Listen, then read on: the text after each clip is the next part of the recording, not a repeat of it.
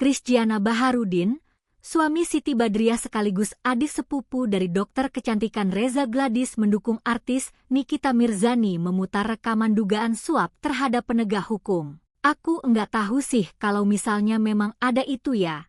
Jadi ditayangin enggak? Kalau misalnya memang ada buktinya ya enggak apa-apa, tayangin aja, ucap Christiana.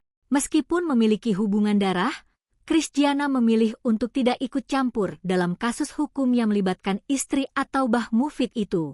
Pemain sinetron Cinta Berakhir Bahagia ini hanya memberi dukungan pada Reza Gladys. Kan aku juga bilang aku sebagai adiknya, aku tidak membela siapa yang salah dan siapa yang benar.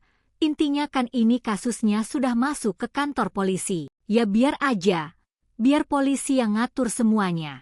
Kalau memang kakak aku ada masalah, ya udah sok aja, mau gimana lagi sebagai adik ya hanya bisa mensupport saja, paparnya. Di samping itu, ayah dua anak ini menegaskan dirinya sama sekali tidak tahu mengenai rekaman dugaan Reza Gladys melakukan suap terhadap hakim dan jaksa.